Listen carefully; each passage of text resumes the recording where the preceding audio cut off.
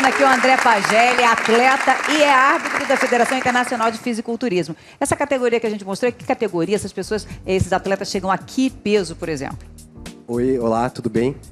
Bom, essa categoria que foi mostrada é o profissional, tá? A IFBB, que é a federação que cuida oficialmente do fisiculturismo no mundo e é reconhecida pelo Comitê Olímpico Internacional, inclusive com projetos de levar para as Olimpíadas, né? Por isso a IFBB está fortalecendo os campeonatos, instituindo os exames de antidoping, que é uma exigência do Comitê Olímpico. É isso, eu ia te perguntar, chega a ser um corpo como esse só com exercício, sem nenhum tipo de medicamento ou aditivo? É assim, ó, são muitas as variáveis para chegar num atleta desse. Um atleta desse, por exemplo, o Isaac foi campeão do Arnold Amador, a qual eu tive a oportunidade de arbitrar. Então, assim, o Isaac ainda consegue dar as aulas dele todo dia, ainda consegue ter uma rotina familiar.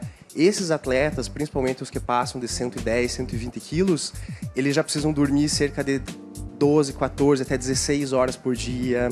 Todos os dias eles precisam de massagens, né? Então, assim, são muitos os fatores. E são aquelas pessoas que já pesariam 110 quilos normalmente. Então, é uma seleção, são tantas pessoas que praticam, é uma seleção natural tão grande que se fosse fácil, né? Pelo tanto de coisa que é consumida, as coisas proibidas que a gente sabe que existe esse problema, todo mundo seria gigantesco. E não é uma verdade. Então, se a gente for acompanhar um atleta desse, a gente vai ver que não é fácil, nenhum tá aí com menos de 15, 20 anos de treinamento todos os dias. Mas esses conseguem chegar sem a questão do doping, como você falou. Olha, eu te digo assim, existe antidoping nas categorias profissionais, né? Eu não vou falar aqui que as coisas não acontecem, até porque a gente teve um exemplo esse ano do Armstrong, né? Que ele foi lá e assumiu, em outro esporte, né? E ninguém pensa que um ciclista magro ia consumir tantas coisas, né? Então isso só mostra que o esporte profissional existem muitas facetas, né? Então, lógico, existem os antidopings, só que existem também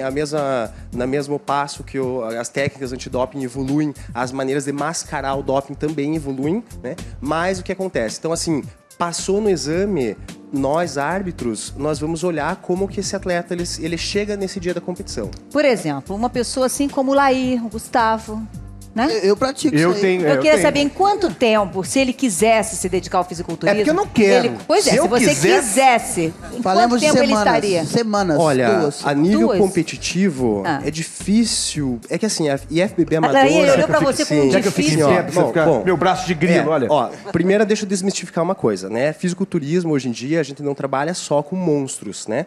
Com pessoas enormes. Existem categorias, claro. categorias, por exemplo, a Men's Physique, que é chamada, que é pessoal vai de bermuda, que é só um corpo definido, né? Então, que é uma escultura do corpo. Daí então começa na Men's Physique, depois vai pro fisiculturismo clássico. O clássico é como eram antigamente, no tempo do Arnold.